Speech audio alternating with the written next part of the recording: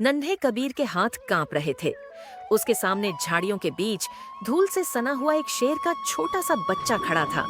उसकी आंखों में डर था और दर्द भी। कबीर पीछे भाग सकता था, कोई भी भाग जाता, लेकिन वह नहीं भागा, क्योंकि उसी पल उसने देखा शेर का बच्चा अपने घायल पैर को घसीट रहा था। कबीर ने धीरे से कहा, डरो मत, मैं कुछ नहीं करूंगा। शेर का बच्चा बैठ गया, जैसे उसने कबीर की आवाज समझ ली हो। कबीर रोज जंगल के पास की नदी से पानी भरने जाता था। उसके पिता नहीं थे, माँ बीमार रहती थी।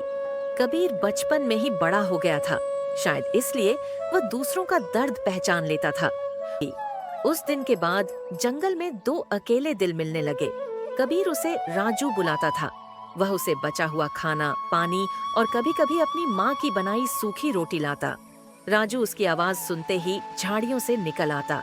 उसकी पूंछ हिलती, जैसे वह कोई जंगली जानवर नहीं, एक बच्चा हो। समय बदला, राजू बड़ा होने लगा। उसकी दहाड़ में ताकत आने लगी। उसकी आंखों में अब डर नहीं, भरोसा था। और कबीर, वह अब भी उतना ही छोटा था, लेकिन उसका दिल बहुत बड़ा हो चुका था। एक रात गांव में अचानक आग लग गई। तेज हवा में आग फैलने लगी। लोग चीखते चिल्लाते इधर उधर भाग रहे थे। कबीर की माँ झोपड़ी के अंदर फंस गई। कबीर चिल्लाया, माँ!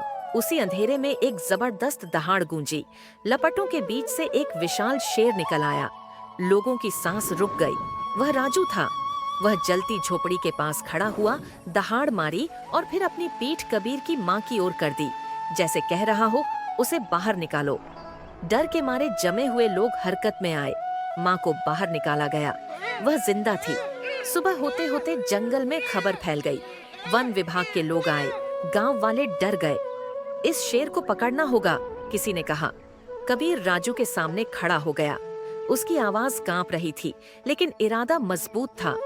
अगर इसे ले जाओगे तो मुझे भी ले जाना। राजू ने कबीर की आंखों में आंसू देखे। उसने कुछ नहीं कहा, बस पलटा और चुपचाप जंगल के अंदर चला गया, बिना दहाड़, बिना विदाई। हवा ठंडी हो चली थी। पेड़ों के पत्ते सरसराए, जैसे जंगल भी उस पल को याद कर रहा हो। कबीर देर तक वहीं खड़ा रहा। कई साल बीत गए। कबीर बड़ा हो गया। जंगल अब उसका घर था। उसने जंगल के पास एक छोटा सा आश्रय बना लिया। घायल हिरण, प्यासे पक्षी, भटके हुए जानवर सब उसके पास आने लगे। लोग हैरान होते, जानवर इससे डरते क्यों नहीं? कबीर बस मुस्कुरा देता, कोई डर नहीं, बस हवा में एक अपनापन घुल गया।